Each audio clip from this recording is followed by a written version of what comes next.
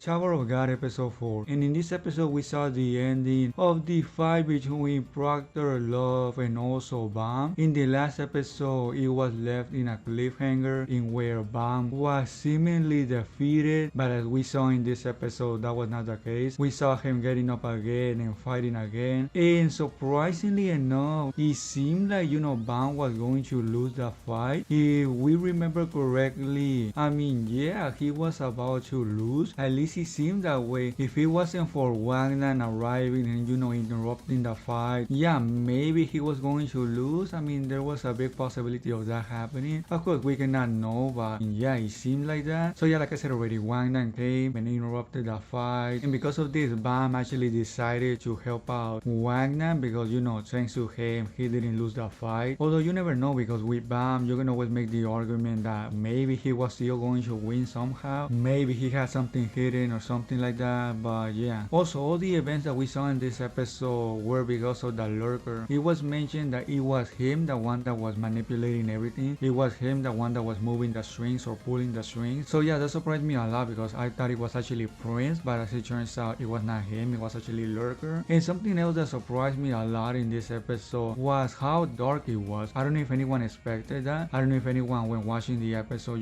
expected to see this episode as an episode that was going to be dark. And what do I mean by this? Well, the main reason why it was dark was because someone died in this episode. Someone actually passed away. Of course, I'm talking about Nia. Yeah, we saw Nia died in this episode, and that surprised me a lot because yeah, I knew something weird was going on, but I didn't know the full extent of what was it. We learned that Nia was actually going to betray Wangnan and the others all along. That was the plan for Nia. Of course, the plan was for a good reason. It wasn't just done just for the sake of it. No, it was nothing like that. As we learned in the episode, it was because there was a person that needed to be saved. Therefore, the betrayment. And yeah, Nia seemingly died in this episode. I say seemingly, but it is 99% a possibility that Nia did actually die. Although you never know, because in the world of anime, not just this anime, but in the world of anime as a whole, you never know if people actually die. But yeah, for all intents and purposes, it seems to be that way. And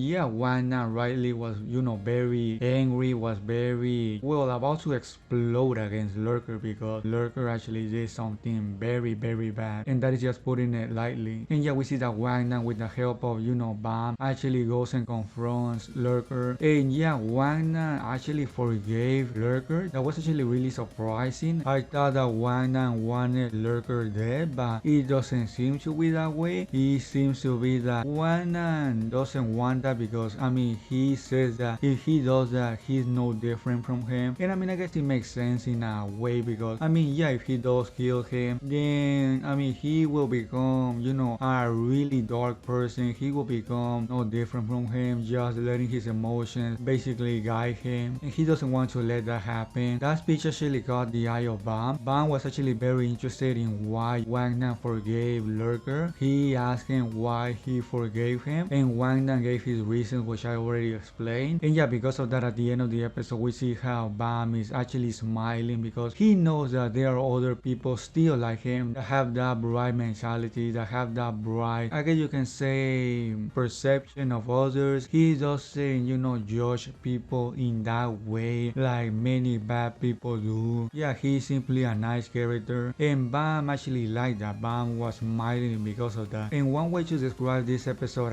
is as the episode showing us that Bam slowly but surely is warming up, is opening up, because in the first episode we saw that he didn't even talk. He was very quiet. He was not saying anything. And now in this fourth episode, it is actually almost all the opposite. He's very active. He's speaking with a lot more people. He's helping others. And I assume that in the next episode, he's probably going to be even more active, even more, open up to interacting with other people. So yeah, something that I always enjoy seeing in the episodes is the interaction between Yihwa and Bam, because every time they interact, it always ends up being funny. It always ends up being very entertaining. Yeah, I like that a lot. We even saw it again in this episode when Bam actually sees Yihwa. Yeah, that was really funny, to be honest. Also, at the very end of the episode, we saw Khun. That was actually really surprising, although not really when you sit down and think about it, because I mean, he's one of the main protagonists. Of course, he was going to appear sooner rather than later. I guess the main question is how much of an active role he will play in this second season. Will he be as important as he was in the first season, or maybe perhaps he will,